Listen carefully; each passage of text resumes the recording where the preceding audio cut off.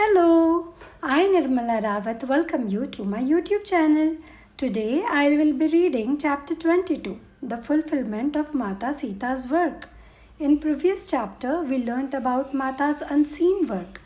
Now moving on to part 1 of chapter 22, Soma continues to narrate to her visitors from Ayodhya.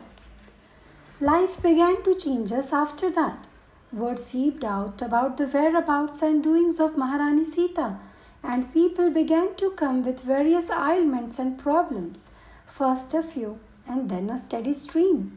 Mata would never turn anyone away, but I could see that it was beginning to wear on her physically.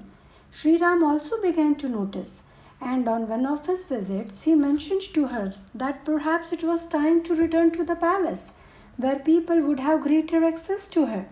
He mentioned that it was also time to tell their sons who they truly were, something they had refrained from sharing with them so they could fully engage in the life of the forest and the hermitage. Mata and I turned to each other and smiled. As we suspected, Luv and Kush already knew. Many slips had escaped their lips over the last few years, and many times Mata had thought to reveal to them their secret. But she had held back, saying it was up to Shri Ram to make the decision as to when to share their true identity. After I called them from their studies, Shri Ram seated the boys before him. He seemed to struggle for words, so Mata began. You are both growing up and will soon need to assume your responsibilities in life. It was true. They now stood taller than both Mata and me. Rarely did they come for the evening story, as they were spending most of their time at the hermitage, sometimes even sleeping there. Shri Ram, who for the first time had arrived in his royal clothing, revealed that he was the same Ram who was the Maharaja, and Sita was the same Sita who was the Maharani, and the time was approaching for their family to be reunited.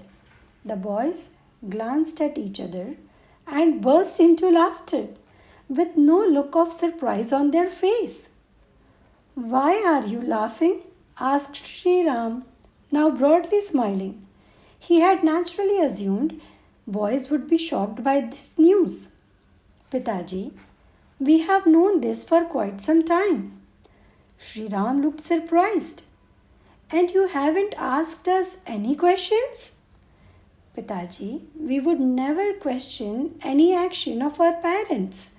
We know that whatever decision either of you take would always be for some benefit, replied Love. Shri Ram gathered them into his arm and held them tight. Lovingly, he said, Your mother has taught you well. Had you been raised in the palace, your upbringing would have been very different, and you would not have had the benefit of her wisdom in quite the same way. I understand that now. He sent the boys back to the hermitage and then turned to Mata. Rishi Bhrigu and Sage Khyati will soon achieve their final freedom, and the curse will be released. Our family will soon be reunited. You must prepare to return to Ayodhya. He spoke with quiet joy, but Mata did not respond. She nodded, but by the expression on her face, I sensed that something was amiss. After he had taken his leave to return to Ayodhya, I found Mata standing in the doorway looking after him. Aren't you happy about returning to Ayodhya, Mata? Even I wish it would be so, Soma. But it is not meant to be, she replied with a note of sadness. There are consequences to every action. But why, Mata? What do you mean? She didn't answer. Casting the shadow of a smile at me, she went inside the cottage. That was Mata's way when she didn't want to answer a question. For many weeks after that, when the dark of night descended, Mata would sit outside gazing at the sky.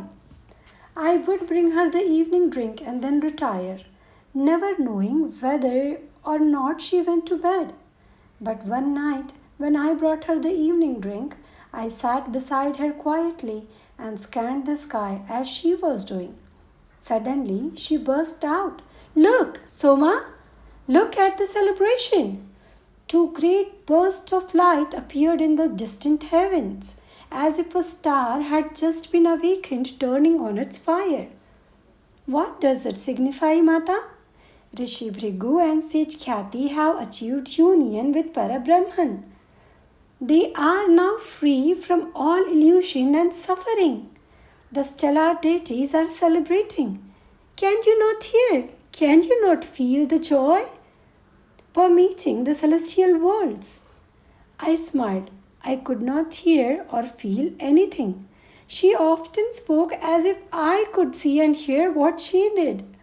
I was waiting for this sign, an indication that our retreat is coming to an end. Then should we prepare to move to Ayodhya? I asked. Not yet. Not quite yet. There is one desire left within me that must be fulfilled. Jai Shri Ram.